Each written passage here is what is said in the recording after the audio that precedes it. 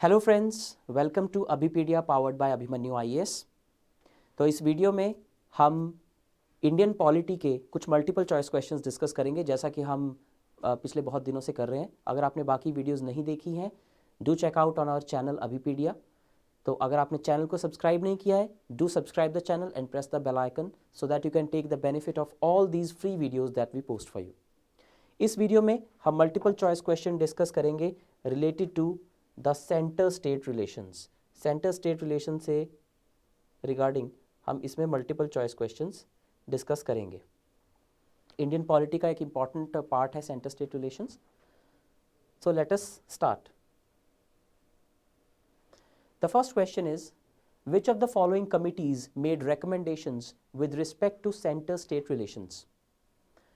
इनमें से किस किस कमेटी ने सेंटर स्टेट रिलेशन से रिलेटेड जो रिकमेंडेशंस है वो दी हैं? Number 1 Sarkaria commission, number 2 M Punchhi commission, number 3 Raja Mannar committee. तो आपके ऑप्शंस हैं 1 and 2, 2 and 3, 1 and 3 और 1, 2 and 3। A fairly easy question, थोड़ा आसान है ये क्वेश्चन। सी, तीनों ही कमिटीज ने, in reality all the three committees have given their recommendations on center state relations। तो इसका आंसर आ जाएगा D 1, 2 and 3। So Sarkaria commission जो थी ये 1983 में अपॉइंट की गई थी। इसने कोऑपरेटिव फेडरलिज्म की बात की थी। सरकारिया कमीशन काफ़ी इंपॉर्टेंट है जब भी गवर्नर्स के ऊपर रिकमेंडेशन की बात आती है। गवर्नर्स जो हैं वो they should be from outside the state, they should be apolitical, मतलब वो पॉलिटिकल बैकग्राउंड में ना हो, पॉलिटिकली एक्टिव ना हो। So Sarkaria commission very important commission. फिर आई एम पुंची कमीशन। इसे यूपी गवर्नमेंट ने 2007 में सेटअप किया था और इसने बहुत सारी रिकमेंडेशंस दी थी which you can read from here. इन्होंने कहा था कि इंटर स्टेट काउंसिल जैसा एक मैकेनिज्म होना चाहिए ताकि सेंटर स्टेट में कोऑर्डिनेशन हो सके। उसके बाद इन्होंने कहा था कि स्टेट बिल के केस में प्रेसिडेंट की जो पॉकेट वीटो है वो ख़त्म की जानी चाहिए ताकि एक रीजनेबल टाइम हो जिसमें कि प्रेसिडेंट अपना डिसीजन कम्युनिकेट करे।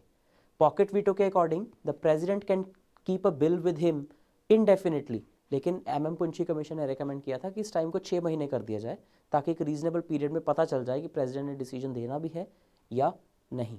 तो इस तरह के कुछ इसकी रिकमेंडेशंस थी। Third was your Raja Mannar committee. Raja Mannar committee भी डीएमके गवर्नमेंट ने तमिलनाडु में इस कमेटी को सेटअप किया था। It also gave it's recommendations on centre state relations. So all 3 is your answer. Second question. Number 1, Parliament cannot impose restrictions on the freedom of trade, commerce and intercourse between one state and another. Second, Parliament and the legislature of a state shall have power to make any law authorizing a preference to one state over another in matters of trade and commerce relating to 7th schedule. इनमें से कौन सी statement correct है? पहली statement कह रही है कि parliament के पास ये पावर नहीं है कि वो रिस्ट्रिक्शन लगा सके on trade, commerce and intercourse. दूसरी है पार्लियामेंट और लेजिस्लेचर जो है उनके पास पावर है कि वो ऐसा कोई भी लॉ बना सकते हैं जिसमें एक स्टेट को प्रेफरेंस दी जा सके दूसरी स्टेट के ऊपर। Yes, which of the following statement is correct? पहले इसकी एक्सप्लेनेशन देखते हैं। Parliament may by law impose such restrictions. Parliament ऐसी रिस्ट्रिक्शन लगा सकती है अगर वो उसका प्रॉपर रीजन दे। उसके बाद इसका मतलब ये हुआ कि जो पहली स्टेटमेंट है वो गलत है। Parliament can impose restrictions. Secondly, neither parliament nor the legislature shall have power to make any law that can give preference to one state over another। इसका मतलब यहाँ पर जो पहली स्टेटमेंट है parliament can not impose restrictions, ये गलत है। पार्लियामेंट कैन इम्पोज रिस्ट्रिक्शंस, तो ये स्टेटमेंट आपकी हो गई गलत। Second, parliament can have power to give preference to one state over another. No, they do not. तो ये स्टेटमेंट भी आपकी गलत है, तो आंसर आपका हो जाएगा नन। दोनों ही स्टेटमेंट्स गलत हैं। Freedom of trade and commerce between centre and state से ये क्वेश्चन उठाया गया है। Question number 3, which of the following comes under the concurrent list under the 7th schedule of the constitution? Constitution के 7th schedule में इनमें से कौन कौन से सब्जेक्ट्स कंकरेंट लिस्ट में आते हैं, यानी कि उस लिस्ट में जिसपे both centre and states can make laws but In case of conflict, the law made by the center will prevail over the law made by the state. Options are A, price control, B, shipping and navigation on inland waterways, C, mechanical, legal, medical and other professions, fourth, salaries and allowances of members and presiding officers of the legislature of the state. इनमें से कौन कौन से subject concurrent list में आते हैं? Options 2, 3 and 4, 1, 3 and 4, 1, 2 and 3 and 1 and 4 only. अब ये क्वेश्चन दिखने में थोड़ा डिफिकल्ट लग सकता है but it is actually an easy one. देखिए इसमें से एक चॉइस ऐसी है जो थोड़ी सी ऑब्वियस है कि वो आंसर नहीं हो सकता. The salaries and allowances of members and presiding officers of the legislature of the state. State legislature के मेंबर्स यानी कि members of legislative assembly, members of legislative council, speakers, deputy speaker, इन सब की जो सैलरीज और अलाउंसेज हैं ये स्टेट खुद डिसाइड करती है. तो ये कंकरेंट लिस्ट में नहीं आता, ये स्टेट लिस्ट में आता है. तो it can not be the answer. तो इसमें से अगर हम 4 वाले ऑप्शंस को निकाल दें तो हमारे पास बचता है 1, 2 and 3 ओनली. तो बाकी तीनों जो सब्जेक्ट्स हैं they fall under the concurrent list. Question number 4, who among the following is constitutionally authorised to legislate on cyber laws. Cyber laws पे कौन लेजिस्लेट कर सकता है? Union government only, state government only, both union and state governments, or none of the above, as only regulations can be framed by autonomous regulators. Yes, try to answer this question. इनमें से कौन constitutionally authorized है to legislate on the cyber laws?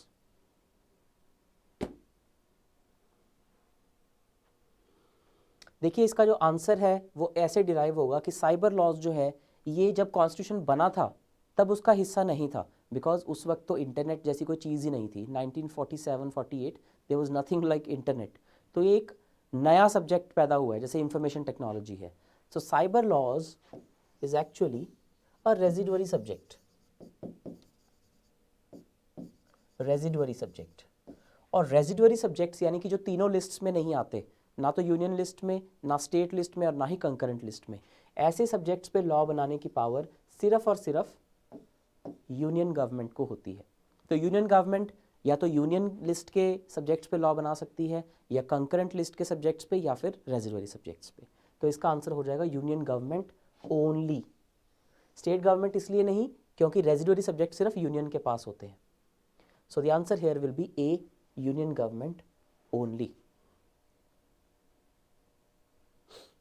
Question number 5, zonal councils पे question है.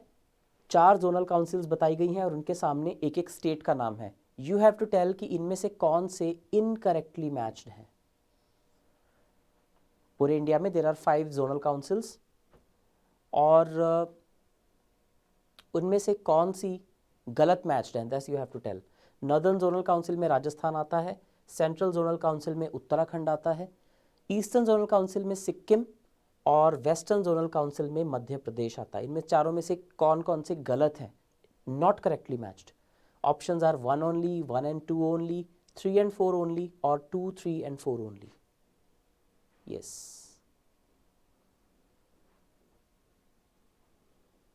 देखिए इसमें कुछ भी you do not have to memorise it. आपको बस मैप पे याद रखना है कि इनमें से कौन कौन सा सही है. देखिए जैसे मध्य प्रदेश जो है, this comes under the central zonal council.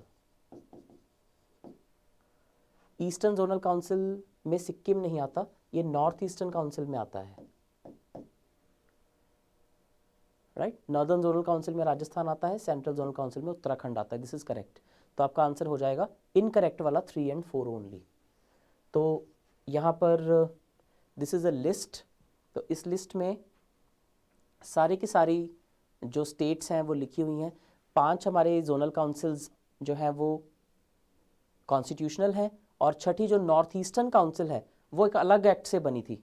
Sorry, these are not constitutional.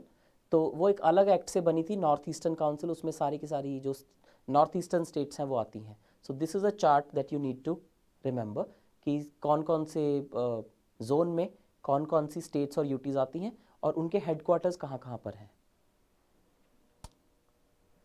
Moving ahead, question number 6.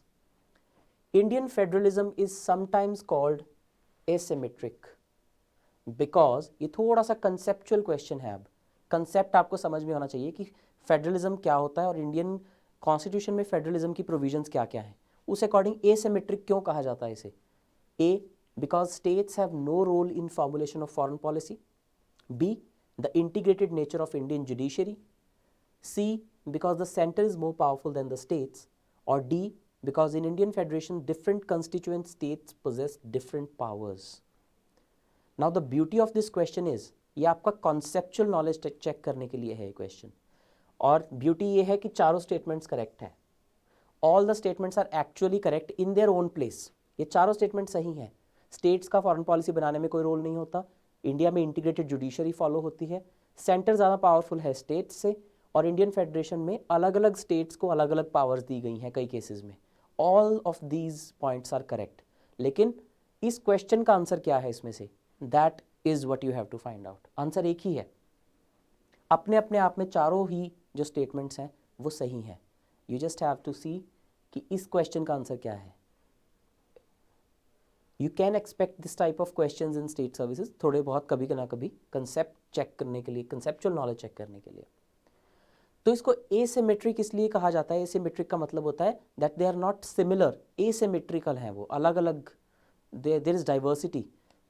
तो वो क्या है? Because in Indian federation different constituent states possess different powers.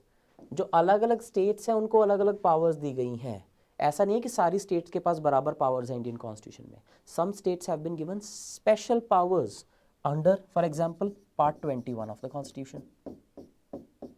Part 21 में temporary, transitional and special provisions हैं। तो जैसे article 370 जो था जम्मू एंड कश्मीर के लिए, वो इसी पार्ट में आता था, but now that power has been taken away, तो अब ये एब्रोगेट कर दिया गया है। Nonetheless there are so many other articles. 371 जिससे महाराष्ट्र और गुजरात को स्पेशल पावर्स दी गई हैं। Then 371 A, B, C, D, E, F, G, H, I, J। तो इतने सारे आर्टिकल्स हैं, सब में अलग अलग स्टेट्स हैं। नागालैंड, असम, मणिपुर, आंध्र प्रदेश, सिक्किम, मिजोरम, अरुणाचल, गोवा, हैदराबाद, कर्नाटका रीजन, बहुत सारी स्टेट्स हैं। सबको अलग अलग तरह से ट्रीट किया गया है। Different constituent states possess different powers. जैसे कि कुछ स्टेट्स के चीफ मिनिस्टर्स हैं, जैसे नागालैंड का, सॉरी, गवर्नर्स हैं, जैसे नागालैंड के गवर्नर हो गए, आसाम के गवर्नर हो गए। They have been given some special powers so that they can ensure the development of tribals in that state. उसी तरह से जैसे गुजरात और महाराष्ट्र है अंडर आर्टिकल 371, उनके गवर्नर्स को पावर है कि वो वहाँ पे डेवलपमेंट बोर्ड्स को एडमिनिस्टर कर सकें। Saurashtra development board and this Vidarbha development board, क्योंकि वो थोड़े ज़्यादा अंडर डेवलप्ड एरियाज़ हैं, तो वहाँ पर स्टेट की ग्रांट वहाँ पर अच्छे से पहुँचे, इंश्योर करना उन गवर्नर्स का काम है। तो इन सम वे डिफरेंट स्टेट्स, अब वो है तो एक तरह की यूनिट्स हैं फेडरेशन में, लेकिन फिर भी वो अलग अलग पावर एंजॉय करती हैं। So it is a asymmetric federalism. So that is the level of, that's the beauty of this question. It's answer is D. Question number 7. Which among the following bodies embody the principle of cooperative federalism? Again, a question that checks your wideness of your knowledge. इनमें से कौन सी body है जो cooperative federalism के principal पर बनी हुई है? Number 1 monetary policy committee, number 2 GST council, number 3 NITI Aayog. Select the correct answer. Correct answer बताना है आपको कि इनमें से कोऑपरेटिव फेडरलिज्म के लिए कौन सी बॉडी इसको प्रमोट करती है। 1 and 2, 2 and 3, 1 and 3, 1, 2 and 3। Cooperative federalism का मतलब होता है जहां पर डिफरेंट यूनिट्स ऑफ गवर्नमेंट, जैसे कि इंडिया में कौन सी यूनिट्स हैं? There is central government and then there are states. These are the different units of federation in India, जहां पर ये आपस में कोऑपरेट करके काम करती हैं। नाउ हियर कोऑपरेशन मीन्स कि इन दोनों के रिप्रेजेंटेटिव किस बॉडी का पार्ट है। ये सीधा सा इस क्वेश्चन का इंटरप्रिटेशन है कि इन तीनों बॉडीज में से किस बॉडी में सेंटर के रिप्रेजेंटेटिव भी हैं, स्टेट के रिप्रेजेंटेटिव भी हैं, प्लस जो भी डिसीजन लेना होता है उसमें उन दोनों की मर्जी इकट्ठे चलती है, यानी कि वो कोऑपरेट करके डिसीजन लेते हैं। So here let us see one by one. जो मॉनेटरी पॉलिसी कमिटी है, it is under Reserve Bank of India. Now it's a 6 member body which is headed by Reserve Bank governor, और इसमें 2 deputy governors होते हैं।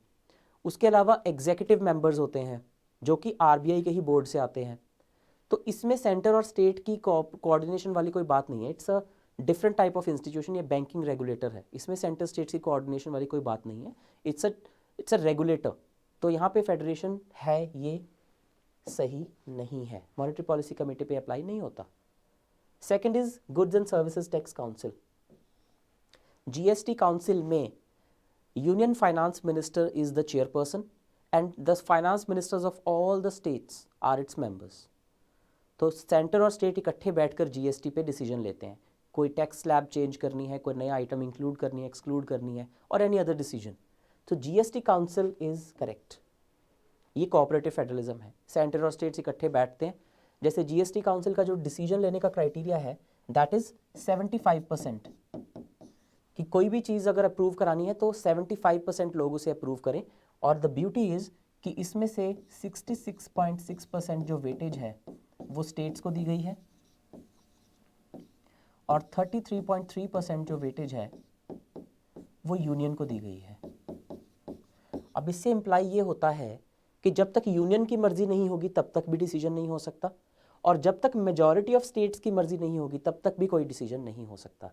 So the union is mandatory along with majority of states, only then a decision can be taken. That is the beauty with which the GST Act has been, or the GST amendment has been done. कोई भी decision पास कराना है 75% लोगों की consent चाहिए of the GST council, and the composition is 33% voting power जो है वो यूनियन के पास है, 66.6% स्टेट्स के पास है। A classic example of cooperative federalism. You can in fact quote this particular example अगर आपको कहीं मेंस के आंसर लिखने हो। Then NITI Aayog, the National Institution for Transforming India, a rechristened form of planning commission. NITI Aayog की जो गवर्निंग काउंसिल है that also has the same structure in which the prime minister is the chairperson and the chief ministers of all the states are members. तो NDC जैसी इसकी composition है। So this again shows cooperative federalism. तो answer आपका हो जाएगा 2 and 3 only. तो cooperative federalism का मतलब अगर आपको पता है और इन सभी बॉडीज की composition पता है, then you can mark the correct answer.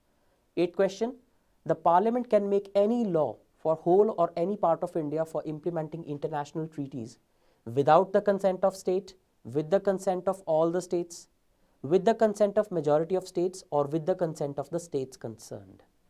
Parliament ने कोई लॉ इंप्लीमेंट करना है किसी इंटरनेशनल ट्रीटी को इंप्लीमेंट करने के लिए, तो इसमें से उसको किसकी कंसेंट चाहिए या नहीं चाहिए? इसका आंसर है A, without the consent of any state. किसी स्टेट की कंसेंट लेनी जरूरी नहीं होती। It is the prerogative of the central government that it can do so. Question number 9, which of the following trends in the working of Indian political system reflects its federal spirit? इनमें से कौन सा trend federal spirit show करता है? Trend यानी कि थोड़ा सा करंट से रिलेटेड क्वेश्चन है, थोड़ा डायनामिक क्वेश्चन है कि फेडरल स्पिरिट को इनमें से कौन सा ट्रेंड शो करता है? Options are A, disputes between states over sharing of river water, B, the emergence of regional parties and their coming to power in states, both A and B, or none of the above. इनमें से कौन सा federalism को show करता है? Federalism का मतलब है सेंटर और स्टेट्स के पास पावर दोनों के पास है और दोनों ही ग्रो कर रहे हैं। तो यहाँ पर डिस्प्यूट शेयरिंग की बात हो रही है, of course this goes with the federal spirit, right. Emergence of regional parties and their coming to power, ये भी ठीक है। स्टेट्स इतने एम्पावर्ड हैं कि वहाँ पर रीजनल पार्टी खड़ी हो रही है और वो खुद स्टेट को गवर्न कर रही हैं। So both A and B, C is your answer. They both show the federal spirit, right. ये सारी चीज़ें हैं जो फेडरलिज्म को शो करती हैं, जैसे कि टेरिटोरियल डिस्प्यूट्स होते हैं। All right, dispute is all right, dispute में कोई प्रॉब्लम नहीं है। फेडरलिज्म में कभी ये प्रिज्यूम नहीं करना कि डिस्प्यूट नहीं होंगे, डिस्प्यूट होंगे, but to resolve that we have a mechanism. और वही चीज़ है जो इंडिया को एक अच्छी फेडरल कंट्री बनाती है। रिवर वाटर शेयरिंग पे डिस्प्यूट्स होते हैं, कोई बात नहीं, there are tribunals that are constituted. Then regional parties emerge होती हैं। बहुत सारी स्टेट्स हैं इंडिया में जिनमें रीजनल पार्टीज रूल कर रही हैं, जैसे Odisha, Tamil Nadu, then there are so many states जहाँ पर रीजनल पार्टीज रूल करती हैं in most of the north eastern states. Creation of new states to fulfil the regional aspirations, ये भी फेडरलिज्म का पार्ट है। assertion of autonomy by states, so all these are part of federal spirit of Indian constitution. 10th question, consider the following statements in respect to interstate council. Number 1, it is an extra constitutional mechanism to develop better coordination between states. Extra constitutional mechanism. Second, it is constituted by governors of the concerned states. इनमें से कौन सी statement incorrect है? ये word अगर आपने नहीं पढ़ा तो क्वेश्चन पूरा उल्टा हो जाएगा. इनकरेक्ट स्टेटमेंट कौन सी है? 1 ओनली, 2 ओनली, बोथ और नाइदर? यस. देखिए, जो इंटरस्टेट काउंसिल है ये एक्स्ट्रा कॉन्स्टिट्यूशनल मैकेनिज्म नहीं है, ये कॉन्स्टिट्यूशनल मैकेनिज्म है. So this statement is wrong. Second, it is constituted by governors of the concern states. No, interstate council पूरे ऑल इंडिया लेवल की बॉडी है, इसे प्रेसिडेंट कॉन्स्टिट्यूट करते हैं. तो इसका आंसर इनकरेक्ट स्टेटमेंट दोनों है. So C both 1 and 2 will be the answer. So article 263 जो है, it's a constitutional body, not extra constitutional. तो आर्टिकल 263 में लिखा है कि एक इंटर स्टेट काउंसिल होनी चाहिए जो कि सेंटर और स्टेट्स में कोऑर्डिनेशन करने के लिए एस्टैब्लिश की जाए. और उसे कौन करेगा establish? The president of India. It's an all India level body, so the president has to do it. The governors cannot. वो क्या क्या करेंगी? राइट, आपस में डिस्प्यूट सॉल्व करेंगे, रिकमेंडेशंस देंगी, सब्जेक्ट्स को डिस्कस करेंगे. So all this is there in the interstate council. So that is all that we have to discuss in this video. Some multiple choice questions from centre state relations. अगर आपको video अच्छी लगी हो, please like, subscribe and share it with your friends. और अगर आप और videos चाहते हैं, please let me know in the comment section. Keep encouraging us, and if you want to join any test series to practice many more such high quality questions from all the GS portion, you can click on the link in the description below. Link में जाकर आप हमारे full courses, micro courses, test series अलग अलग exams के लिए join कर सकते हैं. It's a great time to start preparing because so many exams have been coming out. So thank you and all the best for your exams.